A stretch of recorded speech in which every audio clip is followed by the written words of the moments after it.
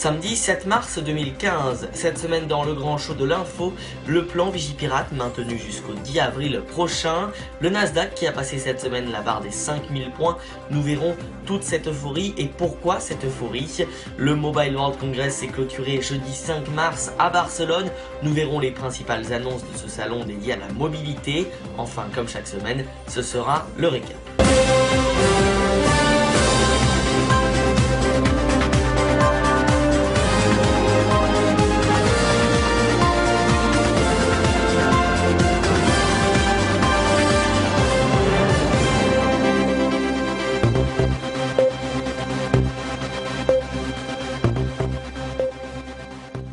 Bonjour à tous et bienvenue dans le grand show de l'info. Les niveaux d'alerte actuels du plan Vigipirate sont maintenus jusqu'au 10 avril et devraient encore l'être pour plusieurs mois. Selon une source gouvernementale, l'Île-de-France et les Alpes-Maritimes devraient donc rester au niveau alerte attentat, tandis que le reste de la France conservera sa vigilance renforcée.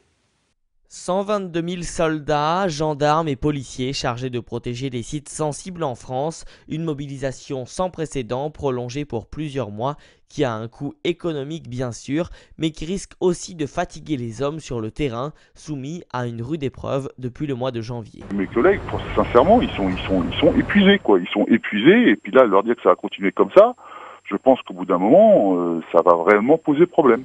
Car les missions de surveillance sont souvent éprouvantes. Ce sont des policiers qui sont en commissariat, qui font des missions d'assurance et de surveillance, et là maintenant on leur demande de garder, c'est des gardes, ce qu'on appelle des gardes statiques, et au bout d'un moment, la garde statique, vous êtes devant une porte, vous bougez pas pendant X heures, le lendemain c'est pareil, le surlendemain c'est pareil.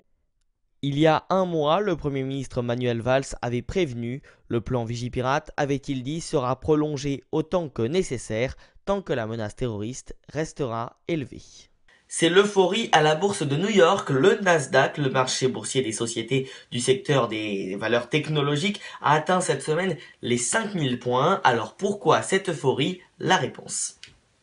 On pourrait être tenté de voir le Nasdaq comme une sorte de super casino qui fait ou défait la fortune des capitalistes américains les plus intrépides, mais on aurait tort. Le Nasdaq, c'est une affaire tout à fait sérieuse. Ce marché boursier a été créé en 1971 pour financer l'innovation, c'est-à-dire les entreprises à fort potentiel de croissance. Et quand on regarde le Nasdaq, on aperçoit toutes les grandes entreprises qui transforment aujourd'hui notre quotidien dans l'internet, dans la santé, dans les biotechnologies. On voit ainsi l'exceptionnelle vitalité et créativité du capitalisme américain. Et là, boosté par une puissante vague d'innovation, le Nasdaq est à nouveau à son sommet. Et à l'époque, le marché ne ressemblait pas du tout à tout ce que nous connaissons aujourd'hui. Écoutez. Oui, c'était facile parce que les gains étaient énormes entre, on va dire, 98 et puis 2000. Et le pari que faisait un petit peu l'investisseur, probablement, c'était de se dire, même si je perds sur quelques dossiers, je vais tellement gagner sur d'autres que c'est pas grave, donc on y va. Il y avait beaucoup de liquidités aussi à l'époque.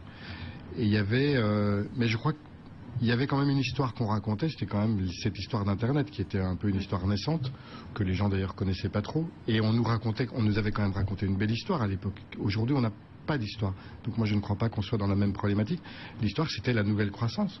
C'est qu'on nous annonçait que finalement, on allait avoir des croissances de 5-6% sans aucun problème. Et que ceux qui étaient justement, qui ne prenaient pas le chemin de l'Internet, allaient rester sur le bord de la route. C'était ça, et tout le monde y est allé, mais tout le monde a été coupable.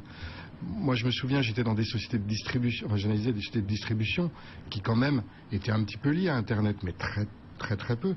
Mais quand elles présentaient leurs résultats en 2000, moi, j'ai vu des sociétés de matériaux de distribution qui parlaient pendant la moitié de leur temps de ce qu'ils allaient faire sur Internet, alors que ça ne représentait à l'époque rien. Et que même si ça avait marché, ça aurait représenté quoi, 1 à 2%. Simplement le marché, dès qu'il y avait un mot Internet dans les informations, tout le monde rêvait. Il y avait une valorisation qui était... et c'est là où on se rend compte que les valorisations... il n'y avait plus de cohérence dans les valorisations.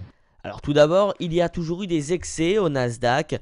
Par exemple, l'application de messagerie instantanée WhatsApp rachetée par Facebook 22 milliards de dollars alors qu'elle perd toujours de l'argent. Ça fait beaucoup. Le marché s'est aussi pris d'une folie totalement exubérante pour Coupon.com, une société qui propose des coupons de réduction et dont le cours a augmenté de 90% au premier jour de cotation.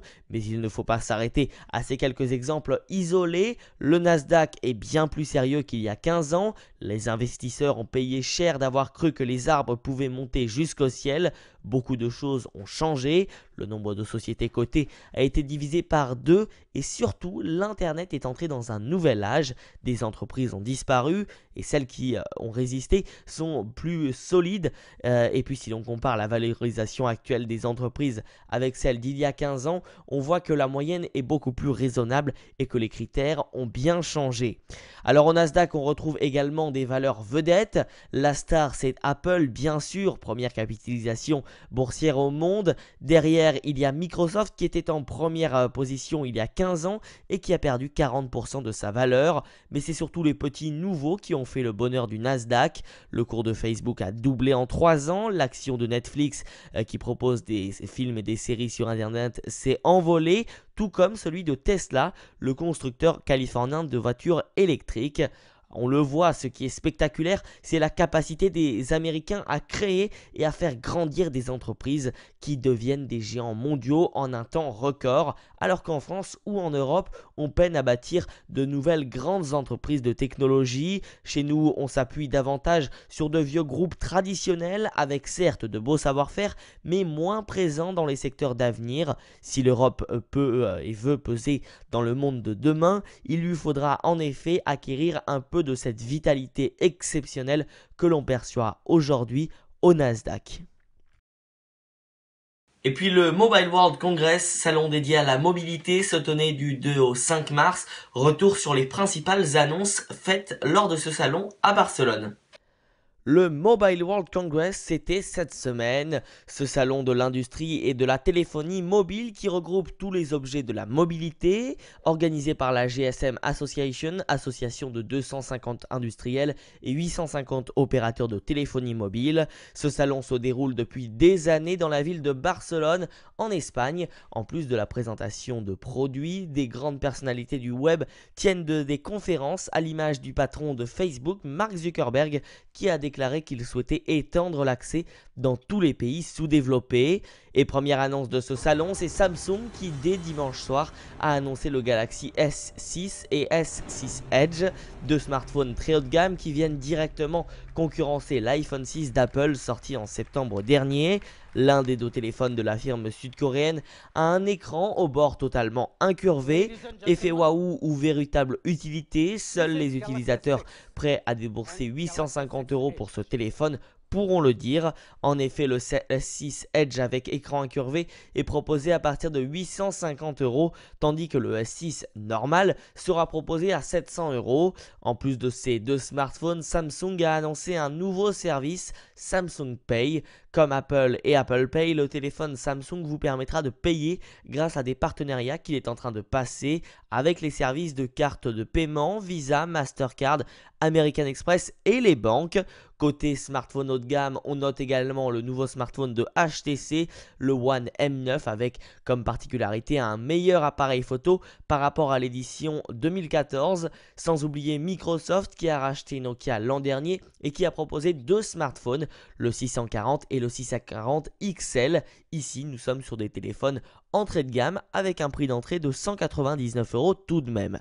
Côté tablette, Sony a annoncé sa Sony Z4 tablette, 6,4 mm d'épaisseur. Comme vous pouvez vous en douter, elle est donc plus fine, plus belle, plus puissante, mais aussi plus chère. Notre coup de cœur vient de chez Nokia qui n'a plus le droit de proposer de téléphone après s'être fait racheter sa division mobile par Microsoft, ce qui n'empêche pas aux géants finlandais de faire des tablettes.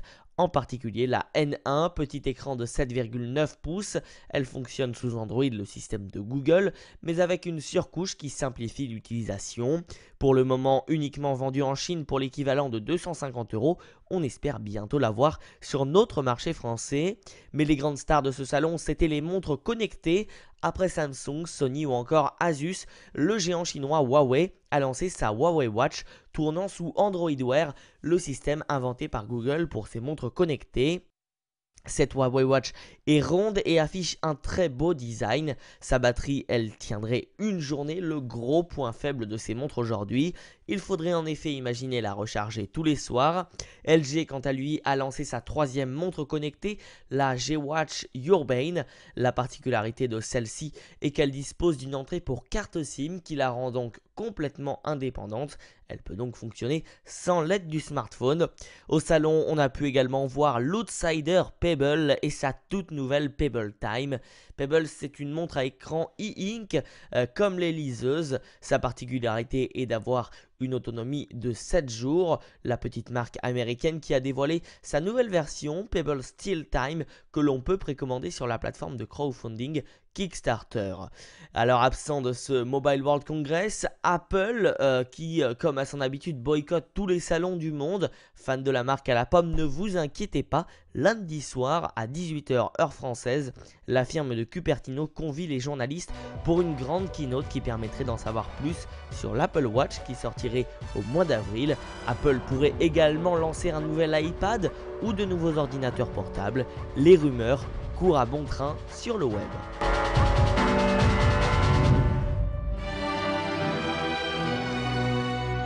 Le récap, le résumé complet de l'actualité de la semaine.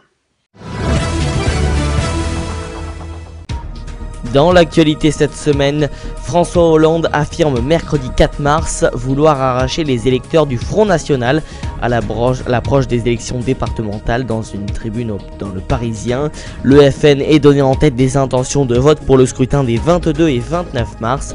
La seule attitude à avoir, c'est d'aller les chercher, les arracher même, pour leur parler et les convaincre, dit le chef de l'État dans une interview accordée à des lecteurs du Parisien. Le Premier ministre Manuel Valls a présenté vendredi au terme d'un comité interministériel des mesures sur le logement, l'école et les quartiers en vue de favoriser la mixité sociale. Parmi ces annonces, le recours au préfet pour faire appliquer la loi sur la construction de logements sociaux dans chaque ville. Rien ne va plus chez Areva qui a présenté des chiffres alarmants, une perte de près de 5 milliards d'euros. L'entreprise doit réaliser 1 milliard d'euros d'économies à horizon 2017. Pour l'heure, le plan social est assez vague, notamment sur ce plan social où les salariés s'inquiètent de nouvelles suppressions de postes, une inquiétude partagée au plus haut sommet de l'État. François Hollande a annoncé un rapprochement à venir avec EDF. Et puis Benjamin Netanyahou a averti mardi devant le Congrès américain qu'un accord sur le nucléaire iranien n'empêcherait pas Téhéran d'avoir la bombe atomique, le président Barack Obama rétorquant au Premier ministre israélien qu'il n'offrait aucune alternative à ce règlement diplomatique. Et puis certains n'hésitent pas à parler de génocide culturel. Des djihadistes de l'État islamique ont détruit plusieurs statues et objets datant des civilisations pré-islamiques gardées au musée de Mossoul. C'est une vidéo diffusée en fin de semaine dernière qui ont montré ces destructions où des membres de l'État islamique ont aussi fait exploser une mosquée du XIIe siècle. Jeudi, ils ont commencé à détruire les ruines assyriennes de Nimroud, une cité historique fondée au XIIIe siècle avant Jésus-Christ. Les djihadistes estiment qu'ils détruisent des idoles incompatibles avec l'islam. C'est la fin de cette édition, merci à tous et toutes de nous avoir suivis, rendez-vous toujours bien évidemment la semaine prochaine. Vos prochains rendez-vous sur Radio One, c'est demain le Sunday Time à 19 h et puis lundi à 18 h, retrouvez la conférence Apple en direct, en vidéo et en audio sur notre site radio-one.fr pour suivre toutes les annonces faites par Tim Cook dont nous parlions tout à l'heure dans notre sujet consacré au Mobile World Congress. Excellente semaine à tous et à samedi prochain pour le grand show de l'info.